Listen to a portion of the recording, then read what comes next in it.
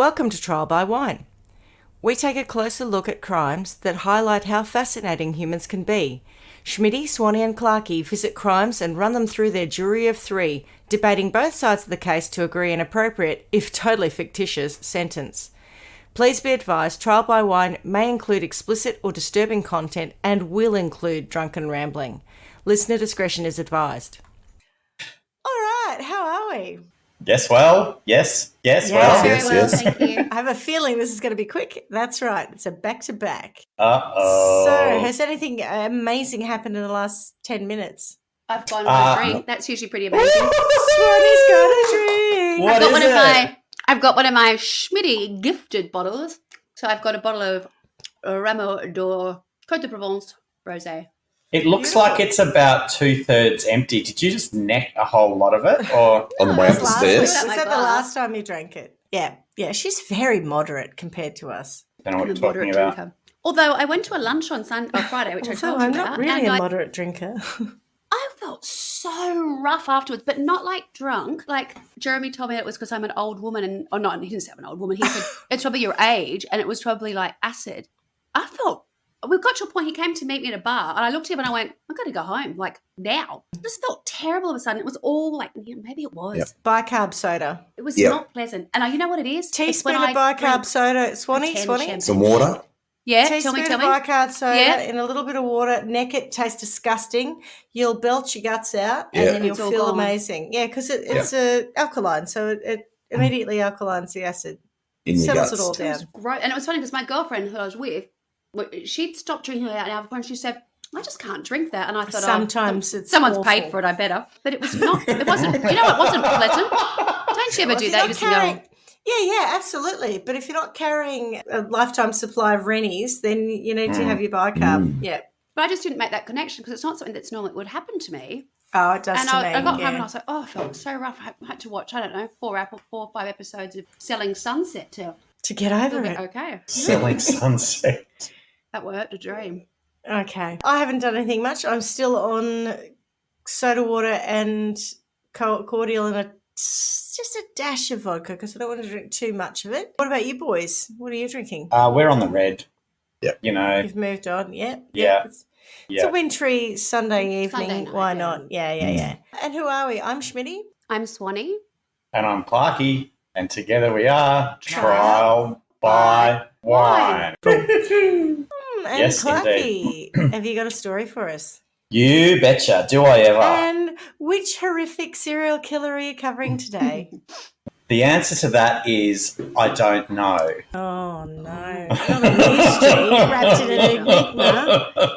It's something like that, yeah. So I'll get on very quickly and start telling you about that. Mysteries. But Right. first, let me do my sources. So my sources are Bayside News, Victoria Police website, Wikipedia, yahoo.com, Herald Sun, Case File Podcast, episode 46, and Australian True Crime Podcast, and I can't remember the episode number, Do so love a apologies. homegrown story, don't you? Oh, well, you know, so Someone's got to do it. last time I did my story, I did Paul Denia, the Frankston serial killer, right? Yep. Mm-hmm. So through that research, I uncovered the Frankston Tynong North murders. Not to be confused with. Yeah. So like there's literally, if you Google either of them and the other ones come up, and so you've got to have your wits about you. But so about 10 years earlier than Paul Denia, there were a series of murders in Frankston and Tynong. Mm-hmm. Well, a series of murders in predominantly eastern Melbourne that ended up centring around Frankston and Tynong North. And Where so are you saying Tynong? So this is Tynong, Vietnam. yeah, so Tynong. Get Tie your your knob nonga. tied up. Yeah, after you've done your cock Oh, off, Tynong. then you tie. So anyway, whilst I was in the Frankston area of the globe, I thought I might as well tick off the two in successive Franger. crimes. Mm. Frankie Town. I want you to take me to. Frankie Town. Yes. So I'm going to start in 1979 Frankston. So we can take the timey-wimey machine back there, Schmitty, if you could just pop in the coordinates. Fire up. Yeah. Okay. And so I wanted to give you a little bit of a story around what was going on in Frankston at the time. So Not much. Well, you say that, and I could understand why you would say that. But there was some issues going on between the community and police at the time. So on the 5th of May, 1979, there were the Frankston riots, where a justice of the police stood atop... So I looked at Swanee's face. She was like, what's been going on in Frankston? Cronulla riots. I thought that was Cronulla, they were nothing. No, not true. So a justice of the peace is standing atop a bonnet of a car in Frankston in Davey Street. He holds a megaphone. Or a Ford? I can't remember. It was a V8, wasn't it? It would have been. It was probably an HZ Holden. Yeah, go on. Could well have been of the time. So he's holding a megaphone in one hand and literally the riot act in the other, announcing a formal warning for the crowd to disperse because after months of simmering tension, the situation had escalated into full-scale riot outside the police station. Can I just take a step back? You said a justice of the peace. My experience of a justice of the peace is a man who signs off, notarises things for me. Yeah. Yes. Isn't a policeman generally, or can be a policeman, but is often, a chemist or an accountant. Yeah. I think for the purpose of this story, let's say it was a chemist. Policeman? Oh, he's a chemist. Okay, right. It's a pharmacist. And he won't sell you all the two drugs together, Swanee. Yeah. Right. And he's saying you can choose between clear sinuses or no pain, but you can't have both. That's right. So there are several explanations for the riot. So the police say that a mob of drunken troublers spilled out from several pubs and they arrested some of them and the mob then attacked police in retaliation. Did you just make up a word? Maybe. Troublers? Did I say troublers? Oh, brilliant. A lot of troublers came out of the pub. I think I just took... travellers? No, I just took the word make out. Troublemakers. Troublers. Yeah. I think we could use it a lot. They were troublers. They were nothing but troublers. I'm going to go with that. Troublers. Truth-stretching troublers. Truth stretches. That's exactly right. Yes. Anyway, so the troublers attacked the police in retaliation. So then there's another story of the rising tensions over a period of time because the police had been heavy-handed with youths in response to some street offences. And so the reason I'm telling you this is there wasn't a strong relationship between the police and parts of the community at least. On the other hand, Frankston was like any other suburb. So, Schmitty, to your point, not much, quite relaxed with a sense of innocence that I think was common at the time. And, if you look at photos of Frankston back then, it's just those, wide streets and old cars and not crowded. I feel like it's quite far away from Melbourne as it is now today. So it would have felt moderately remote, I would have thought, in 79. Absolutely right. And so the talk of this area is, there's some parts that are now absolute suburbs of Melbourne effectively, but back then they were very rural. Yes. And so Frankston being a Bayside suburb was not rural, but it was very close to rural suburbs. And Swanee, you know that Billsy's from there. Yes, that I do know. She might have even been around at this time that we're talking about. She would have been about 5. She would have been baby Billsy. That's her little sister though, but that's what she calls little sister. The OG baby Bills. Yeah, you're right. If we now jump to May 1980, I'd like to talk murder, if that's okay. Ooh. All right. So we're going to start. So these are the Frankston and Tynong North murders. God, I'm mixing my words today. So let's start with the Frankston ones, right? Was it the Tynong Troublers who did it? The Tynong Troublers. That was the footy club. That's the name of the restaurant. So first up, we've got Alison Rook. So Alison was a 59-year-old widow who lived alone in Frankston North. On the 30th of May 1980, Alison disappeared from the Frankston area. Her neighbour confirmed to police that she was headed to Frankston to pay bills and get groceries when she disappeared sometime after 11 a.m. Alison usually drove, but on the day she had car troubles which forced her to take public transport.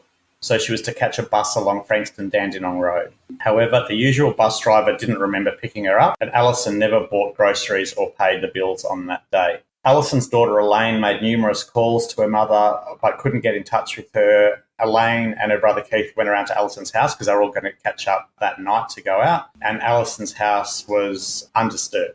So she's completely missing, no sign of trouble at home or anything like that. Police were called, and after a short investigation, they believed that Alison had been abducted whilst waiting for the bus. There were no witnesses, no suspicious people cited, no strange vehicles, acting driving in a weird way or anything like that, just completely nothing.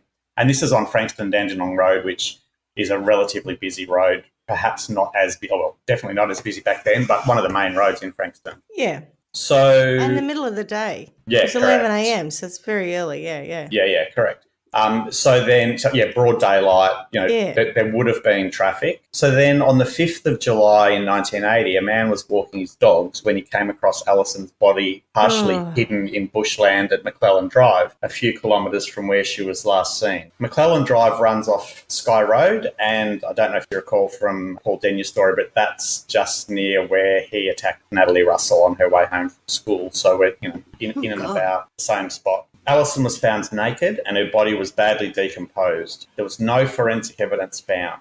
Inspector Murray Burgess, head of Frankston Criminal Investigation Branch, said at the time, "I am disgusted we have not received more help. Everybody just keeps on going about doing their own thing, not caring that they might be next. This is the worst crime I've seen in this town in the 4 years I've been here. Killer has struck once and we need help to catch him before he strikes again." So the police were trying to work with the community to find out what they could and basically say they were getting nothing from it. To get nothing because you're all being a-holes. Right. Well, I think they just weren't. I thought that was a bit rude, but now I realise you reminded me of the context that they weren't getting on with the correct, and that's why I told that story at the start around the Frankston riots, because it is important, I think. So a post-mortem failed to determine a cause of death due to the state of the decomposition. The police announced a $50,000 reward for information that helped to catch the killer or killers, but no arrests were made. So then we moved to Joy Summers. So Joy Summers was 55 and lived in Frankston North, only 1 kilometre from Alison Rook's flat. She was going to the shops by herself on the 9th of October in 1981, so roughly 18 months later, when she disappeared. She had suffered a stroke a couple of years before she went missing and was usually accompanied by her friend William when she went shopping. William couldn't make it this day, which is why she was shopping alone. It was the first time that she'd had to go to the shops by herself. Joy was last seen sitting at a bus stop on Frankston Dandenong Road at 1:20 p.m, just 100 metres from her home. It is believed she was taken from the bus stop, as no bus drivers on the route remember picking her up. Similarly to Alison, police believe that Joy was abducted from the bus stop. Her friend William was adamant that she would not have gotten into a car with a stranger. Again, no one saw anything suspicious. Joy Summers was discovered on November the 22nd in 1981 in bushland off Sky Road in Frankston, approximately 3 kilometres from where Alison Rook was found. Her body was naked and again covered by branches. Police believe that the two murders were linked due to obvious similarities between the abductions and the subsequent disposals of the body. The theory was that Alison and Joy had accepted lifts from a killer, someone they felt confident to get into the car with, possibly a man dressed as a woman or a priest or something similar. Or a cab driver. Same. Hold that thought. So at the time, it was common for people to offer lifts to older women. So back in early 80s in Australia, you get people who would go, "I see someone who I think needs help, do you want a lift?" And there were plenty of people doing that at the time. So it wasn't unusual for women to get into a car with a stranger. Police appealed to the public, especially any older women who had been offered lifts in the area, obviously hopeful that someone had been offered a lift and refused and therefore be able to assist with what they had seen and whether or not they could give any leads to identify the killer.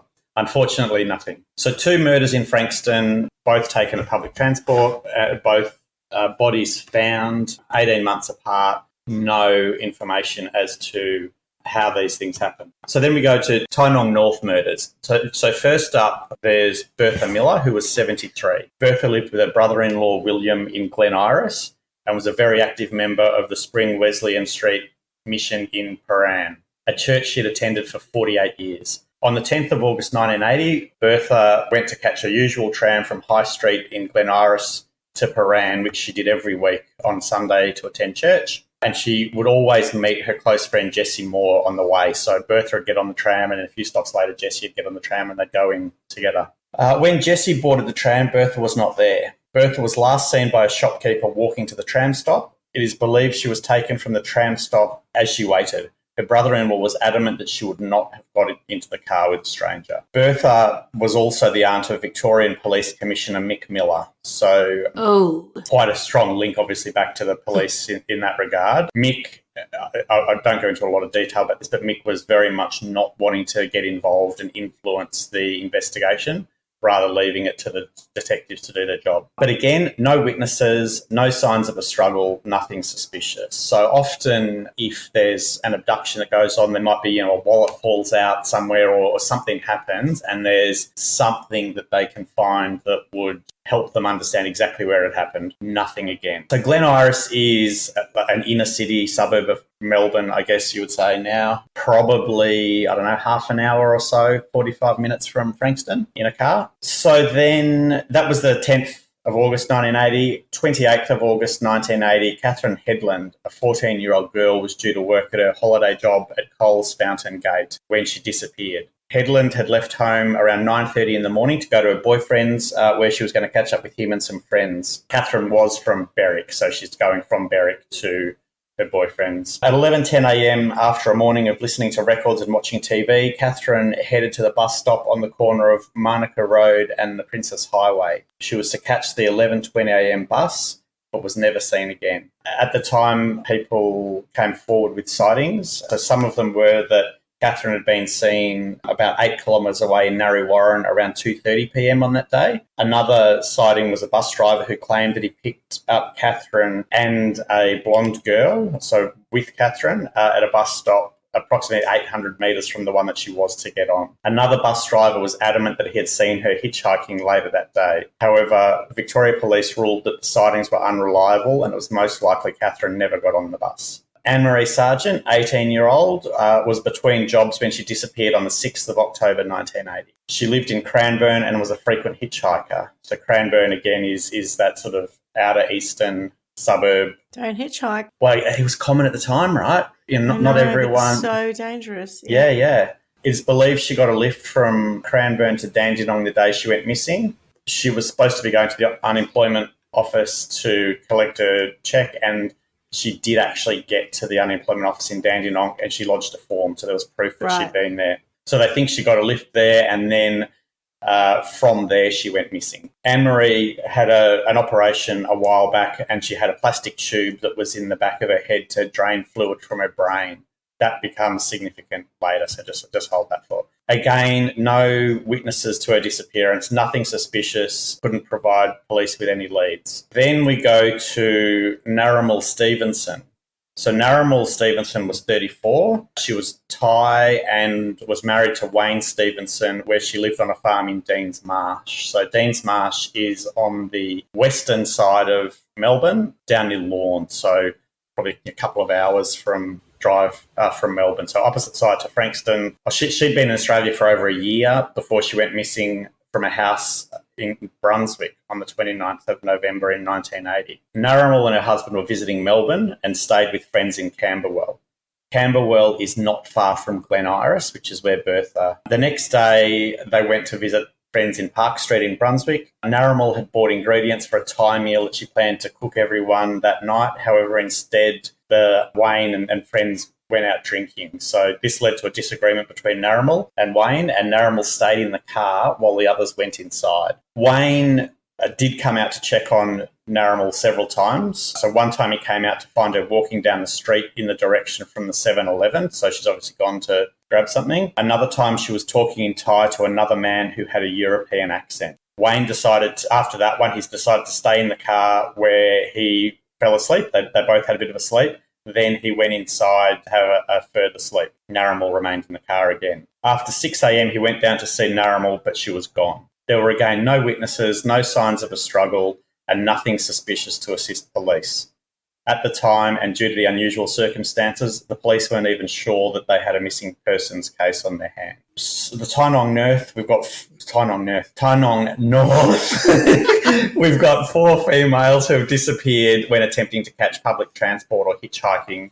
3 of the women were Caucasian, 1 was Thai. Their ages range between 14 and 73. So no similarities really. At this stage, police had not linked the disappearances of Bertha, Catherine, Anne-Marie and Narramore. The link between the disappearances came on the 6th of December 1980 when the bodies of Bertha, Catherine and Anne-Marie were found. So up until that point, you've got disappearances, no certainty of murder or anything like that. Let's go to the 6th of December. So Catherine Headland, Anne-Marie Sargent and Bertha Miller were found together by men disposing of sheep offal at a remote quarry off Brew Road, Tynong North. As they walked down a track, they noticed two bodies.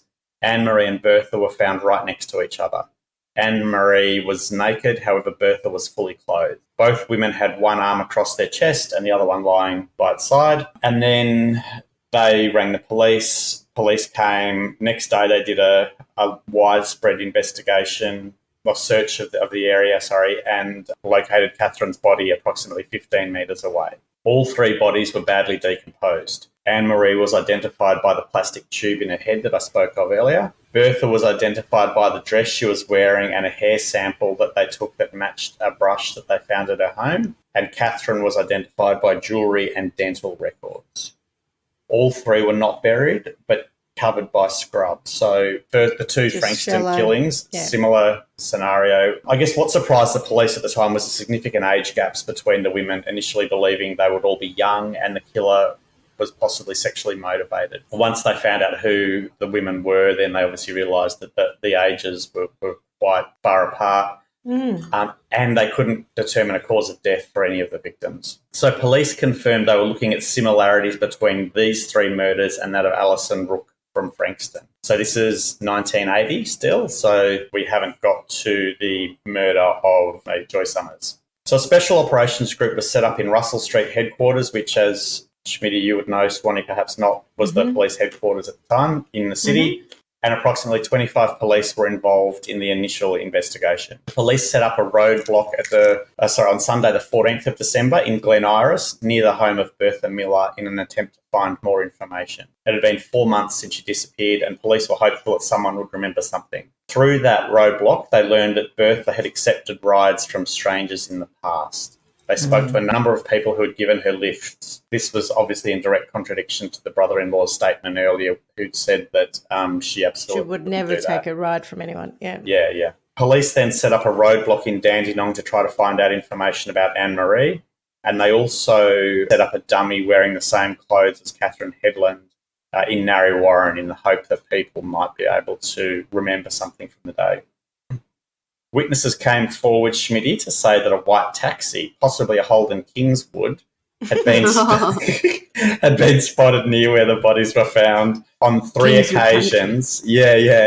On 3 occasions it corresponded with the times of the killings. Was it an HZ or an HQ? Yeah. Doesn't say. Damn it. The taxi company said that some taxi drivers offered free lifts to women and that this was known to happen in the Tynong North area. However, they were not able to identify the taxi nor the driver. So Narramore Stevenson was found in February 1983, 2 years and 3 months after the original Tynong North discovery. Barry Davis was driving when he had a flat tyre on the trailer he was towing. So he pulls over, his mate who was with him goes off to see if he can borrow a jack from someone so they can change the tyre, and Barry decides to go for a walk to stretch his legs.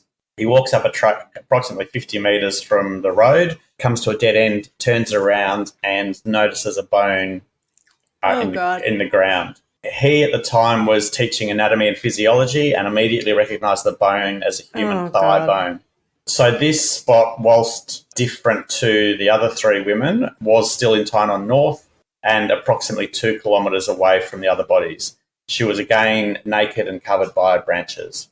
There was no evidence at the scene and her body was badly decomposed. She was identified by dental records. Let's just go back and review the timeline. So 30th of May, Alison Rook disappears. 5th of July 1980, Alison's body is found. 10th of August 1980, Bertha Miller disappears. 28th of August, Catherine Headland disappears. 6th of October 1980, Anne-Marie Sargent disappears. 30th of November 1980, Narramore Stevenson disappears. 6th of December 1980, the bodies of Bertha, Catherine and Anne-Marie are found. 9th of October 1981, Joy Summers disappears. 22nd of November 1981, Joy's body is found. and the 3rd of February 1983, Narramal Stevenson's body is found. With the exception of Narramal, all of the women were last seen between 9 a.m. and midday and had the intention of getting public transport. So broad daylight, quite incredible. Now we've got 6 females, all taken from the road and found in the Tynong North area. The killer had removed personal items from each of the victims, but that's where the similarities ended. The lack of similarities between the victims is thought to be due to the opportunistic nature of the crime. So rather than going looking for a specific type, anyone who'll get in the car. Yeah. And so that also made it quite difficult for the investigators to find the criminal. Police, though, were very thorough with their investigation, conducting over 1,000 interviews, and there were 11,400 pages of notes and documents relating to the investigation. However, again, still very little evidence, and the opinion was divided over whether they were dealing with 1 killer or 2, and possibly 3. And so there's the 3 theories about this. The one murderer theory is that someone killed all 6 women, and that's the current theory supported by Victorian police. The 2 murderer theory is that the Tynong North victims are different to the ones in Frankston, and there was a lot of support for that theory as well. And then there's a 3 murderer theory, which is the Frankston and Tynong North murders being committed by separate individuals, and Narramal Stevenson being killed by a 3rd killer because she was taken in Brunswick. Narramal Stevenson was considered to be the outlier, taken well outside the area and time zone that the murder had previously operated in, and her circumstances didn't match the other women. The other thing that I thought was interesting is that it's possible that Narramal got out of the car and went to get public transport to get to wherever she wanted to go. And I don't know if that's true. There's certainly no evidence of that, but it's quite possible then that she was picked up roadside or waiting for public transport. Narramal Stevenson's remains were not found in the same state as the other women in Tynong. So while the killer had taken her time... She was found in Victoria. What are you talking about? Yes. So while the killer had taken her time hiding the bodies of the others, Narramal was found a 30-second walk from the main road, and no care was taken with hiding her remains. They say that, but obviously she was the last one to be found too. So the spot where she was dumped, whilst it was close to the road, was obviously not frequented. It was theorised that Narramal's killer may have intended to take her to the Brew Road disposal site, but was spooked by another person in the area and then hastily placed her body at the second location. A 1985 inquiry into the murders found that they were caused by 3 separate offenders. So there was another inquiry done that I think suggested 2, and now they're all considered to be, or all assumed to be, done by the same person. In 2017, in conjunction with the release of a $1 million reward per victim, Victoria Police said they were just one suspect. In 1988, after the case had gone cold, there wasn't really much being said about it. A Christmas card was sent to Catherine Headland's family with a handwritten note that read, I hope in writing to you I do not cause you or your family any stress. I can comprehend the pain, the agony you have endured to lose a loved one. Catherine, not knowing when or if the perpetrator, singular or plural, will ever be caught. Well, the new year will be a good one for you. Things may unfold. The name of the perpetrator, whose deeds make Truro look like kids' stuff. I'll keep in touch sometime in the new year. Signed, Anonymous Friend. Piss off. So Truro is another similar situation whereby in Adelaide, in a place I think called Truro, 5 women went missing and their bodies were found dumped in bushland. 5 months later, the Christmas card was followed up with a typed letter to the Victorian Police Commissioner. It was received on the 30th of May, 1989. Is the Tynong file gathering dust? Have you ran into a dead end? Need help? With a multitude of questions but very few answers. Did you know that you are dealing with mass murder in a scale never seen in this country? Only the top of American serial killers surpass this cold-blooded killer. Did you know, and then there's a name that has been blacked out by police, so in the file. Redacted, yeah. Was another victim and others across 3 states. Did you find the brooch that Bertha Miller was wearing on the day of her murder, or the sterling silver bluebird earrings belonging to Catherine? So that's the typed letter that the police commissioner gets. Police had found the earrings but hadn't found the brooch. They believed the writer had intimate knowledge of the murders and hoped they would come forward with more information.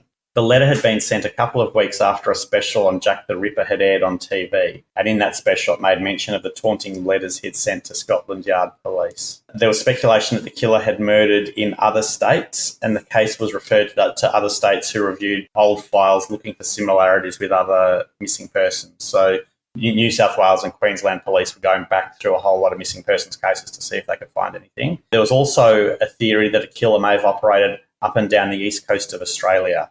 So 13 women were taken and murdered from highways between 1972 and 1983, and all of those cases remain unsolved. On the 5th of June 1989, police revealed that they had identified the letter writer and that he was not responsible for the murders. He was, in fact, a prisoner at Pentridge Prison in Melbourne. He said he wrote the letter because he had sympathy for the families. The name that had been blacked out in the letter was Edwina Boyle, who had last been seen in October 1983 in her home in Dandenong. Her body was later located in 2006 and her husband was charged and convicted for her murder, so she wasn't linked. In 1998, a new task force, Lyndhurst, was created for the case, charged with reviewing cold case files, interviews and evidence. As a result of that, or as part of that, they sent a number of items to the forensics to look for DNA evidence. But despite the exhaustive efforts of different detectives over the years, no one has been charged with murder. It's one of the largest investigations that was conducted by Victoria Police at the time. The lack of evidence made it very difficult for them to determine what had happened.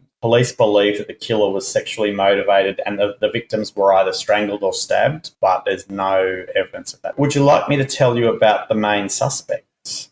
Please do. First one is Raymond Edmonds, who, Schmitty, you may know, Mr. Stinky, because he was also known as Mr. Stinky. Yeah, correct. I was going to say, how did I know his name? That's right. Okay. Yeah, and he also... Oh, did you know him as well? Well, you've brought it up before, but just the name sounded familiar, and I know you've talked about Mr. Stinky. Yeah. But only in the context of hearing it here, yeah. Yeah, he was also known as the Don Vale rapist. He was a rapist. Would you prefer to be called Mr. Stinky or the Don Vale? Or the Don Vale rapist. Yeah. 50-50. Come see, come sir. Yeah. I can't say either of them float my boat. Oh, no, but he farts a lot. Oh. He was a rapist and serial killer from Victoria who had committed violent and sexual crimes from the mid-1960s to the mid-1980s. He declined interviews with police after his conviction in 1986, and it wasn't until 2018 that he reached out to confess to a number of sexual attacks. Edmonds has presently been convicted of 2 murders, 9 rapes, and a handful of other violent crimes against women. But police once believed that he may have been responsible for as many as 32 rapes and several unsolved murders. Edmonds was not believed to have been the offender in the Tynong North and Frankston murders, as he had been living in New South Wales at the time of the murders. While there is the possibility that Edmonds returned to Victoria for the murders, police believe that he lacked the charm and interpersonal skills required to get the women into a vehicle with. That reminds me of, Swanee, your last episode with the varicose veins being the distinguishing feature. Yeah. He lacks the charm and interpersonal skills to get people into a car. Imagine that. Do you want a lift? Fuck off, mate. You stink. Ooh. Apparently he was called that because he had really bad BO. Mm. And his victims reported that he stank. Yeah. Oh, that's so vile. It is vile, yeah. So then there was Bandali Debs. So he was a man whose actions were once described by a New South Wales Supreme Court judge as lacking humanity. Debs is currently serving consecutive life sentences for the murders of 2 police officers and 2 sex workers in the mid to late 1990s. Debs was considered a suspect due to his penchant for opportunistic sexual violence and his proximity to the Princess Highway. Police believed he committed a series of violent armed robberies in the early 1990s with the help of his nephew, Jason Giller. Debs was in his late 20s when the Tynong North and Dandenong murders started in 1980, but his earliest violent conviction wasn't until 1988. The woman Debs murdered in Sydney was also found naked near a quarry, similar to some of the victims found at Tynong North. And then our last one is Harold Janman. So unlike the other 2 suspects, Janman was never convicted of any violent crimes. The only blemish on his criminal record comes from soliciting sex workers. The reason Janman became a key person of interest in the case was because he was well known for offering lifts in the area that the Frankston victims were taken from. Despite living in the Frankston area for over a decade at the time of the first disappearances, Janman only began offering people lifts in the same time frame as the murders. When interviewed, he claimed... Coinkydink. Correct. When interviewed, he claimed that he'd been to the bank in Frankston with his wife on the day that Joy Summers disappeared, an alibi supported by his wife. However, his bank records didn't tell the same story. I think they actually... Did her bank statements? Maybe they were looking at her bank account, not his. Yeah, no. So the bank records showed that they went to the bank the day before. Ah, right. Yeah. While Janman had close ties to Frankston, he also had connections to Tynong North.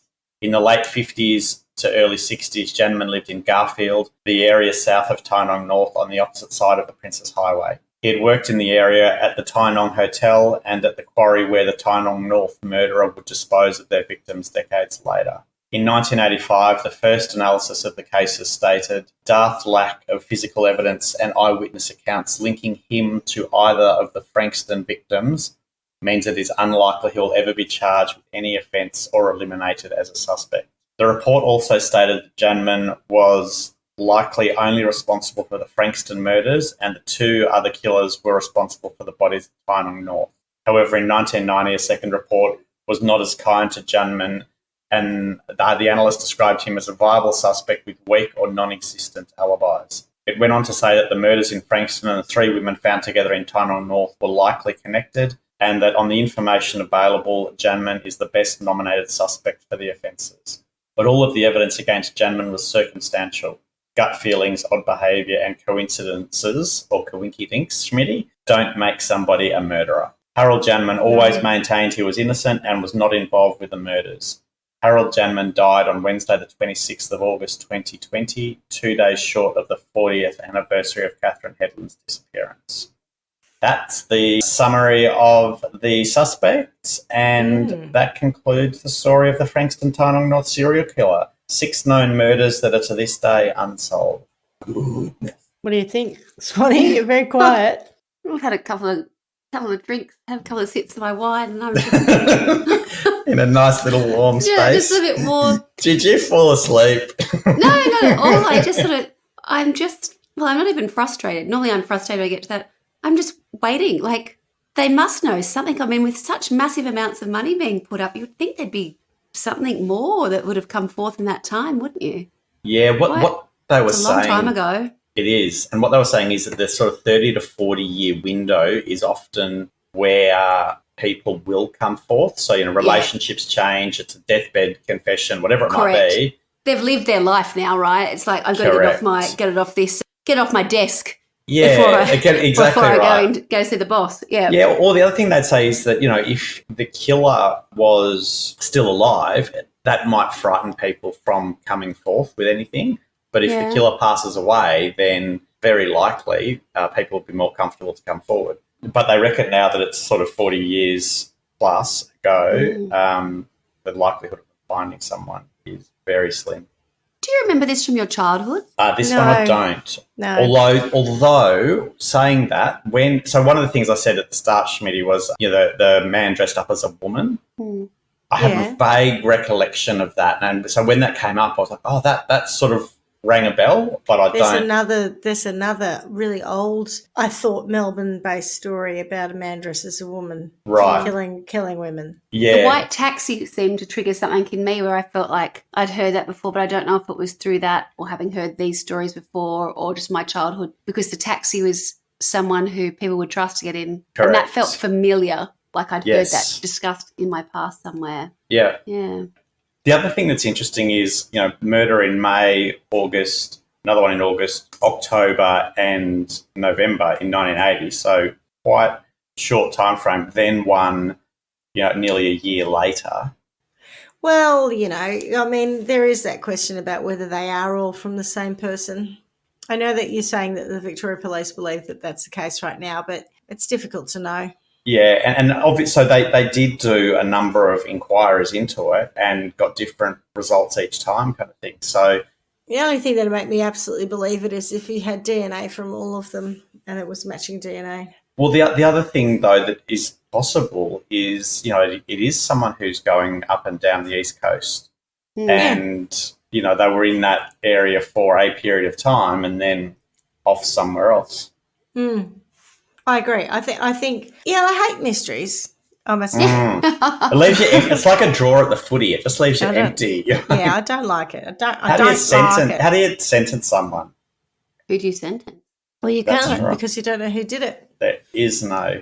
Well, I just hope whoever did do it came to a really bad end in like some horrible, painful cancer or. It is quite remarkable. I mean, yes, it's a long time ago now, but when in our lifetimes where there were plenty of things that could be solved, you know what I mean? It's sort of like, just it leaves me a bit empty. Yeah. There are others that I've been far more frustrated with because I felt like we were closer or we would get closer and then it was wrong. Where this is like, I really don't know. the other thing with your guess is as good as mine, Mark. Exactly. Have a shot. There was very little media coverage around it too. So and I wonder relative to Paul Denyer, that's interesting, yeah. They could have whipped that into a frenzy. That's why I'm sort of saying it's so remarkable that I don't know it as the great Australian crime that hasn't been solved. Even if they weren't actually committed by the same person, from a media perspective, you'd group them together, wouldn't you, to create that hysteria around it? So it's intriguing that there isn't this, mythical kind of, remember what happened there? Like, why don't I have that as a story from my childhood? But there are plenty of things that I do remember. I mean, I've often think about doing like Lindy Chamberlain as a story because, oh my God, that felt like it was bigger than my childhood at the time. Yeah, yes. But this is not ringing a lot of bells. Yeah, and I guess because they were disappearances for a while, not murders. Yes. Maybe that did something. Maybe it wasn't such a big story because a girl could have run away from home or I don't know. Yeah. We don't know how they were killed, do we? Because all of them were found too late. So they're assuming strangled or stabbed. But so one of the things, we obviously spoke about the sheep offal that was being disposed of. So in case file, they made reference to the fact that there were lots of wild dogs and foxes that would take care of the offal. And so what I'm, I guess, suspecting is that... Swanee's face. When you say take care, you mean put them in small plastic bags and put them in the freezer? We'll bury them. Like put them dispose of them properly. Not just these humans have left these other humans. Let's bury them nicely. Do a better job of that. We're civilised. That's right. Yes. But so the decomposition surprised me that it was so bad so quickly, and I suspected that perhaps the wild dogs or foxes had something to do with that. Wild dogs. I don't know, but it just seems strange that, so particularly Alison Rook found in the 5th of July after disappearing on the 30th of May, 5 weeks later, and there's nothing to help them. No evidence, she's got to be identified by dental records. Yeah, this is frustrating. No, we should have a rule. Only solved crimes. I know. I did wonder about that, and I thought I can't really do that. Mystery. We've done a couple of mysteries before. It's just interesting that the two are 10 years apart, more or less, in the same area, literally the same area. Yeah. Gosh, poor Frankston having that reputation. Yeah, it's not good. Yeah. Well, yes, as I say, I will sentence the perpetrator to a horrific death and, hopefully a very painful period of time leading up to that. And maybe, have them have, whether it's hallucinations or visions of their victims, come back and torment them because they're a monster. Yeah. I'm not a particularly religious person, but I think if they've been able to get away with it in this life, then hopefully whatever happens after this, the next one, they don't get an easy run. And I'll leave it at that because that could mean many things. Well, I was just thinking about reincarnation. I'm like, what would you be reincarnated as that would be not an easy run? A dung beetle? What would you come back as that's... Sheep offal that gets taken care of by wild dogs and foxes. A sheep. That's a sheep offal. Well, that's what it becomes in the end. And what have you, Clarky? What do you think? So the other thing about this, I think, is that no one's done a bad job. Like, it's not like you can sit there and go, the police should have done this, or, those women were doing something the killer did a good risky. There was none of that. It's just such a story where everyone kind of did their bit But the killer, yeah. So he's obviously does have a personality where he can talk people into a car. Yeah, he just seems unthreatening, Yeah, Seems like the kind of person that you'd be happy to. Any woman of any age was quite happy to get in his car if that's what happened. I think I'm going to sentence the prisoner who wrote the letters. Yeah, fair enough. That's not very nice. Like, isn't it awful? Really? Yeah. No one wants that.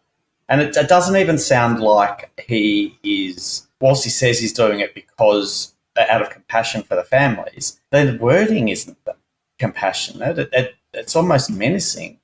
It's horrible. Oh, you're going to get some good things are going to happen. And Yeah, it's suggesting that they know a lot more than they actually that's knew. awful. It was all bullshit.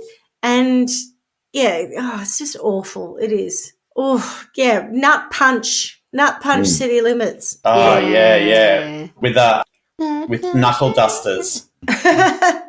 Yeah.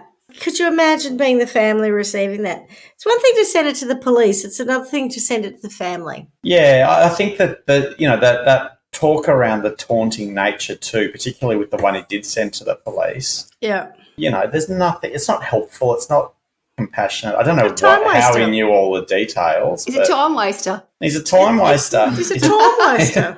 Truth stretcher, time waster. My children are time wasters often, I'm telling you. Truth stretchers, time wasters.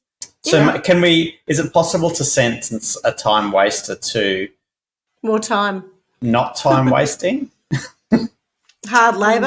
Hard labour, yeah, maybe. Go and do some work, mate. Yeah. Community service, he can pick up rubbish. He can be the one that takes care of the offal.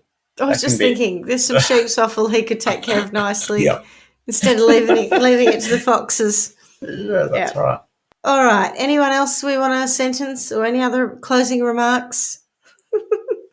Ladies and gentlemen of the jury. Just that complete empty feeling. Isn't it? Yeah, it is. It just will be. Still interesting. And if anyone out there does know anything, if anyone out there is going through some family members' belongings and they come across some items that may or may not have belonged to one of the 6 victims, please contact Victoria Police. Or Crime Stoppers. They were actually saying that that's exactly one of the things that they'd hoped would happen in that sort of 30 to 40-year window, that there would be a stash of things that don't belong.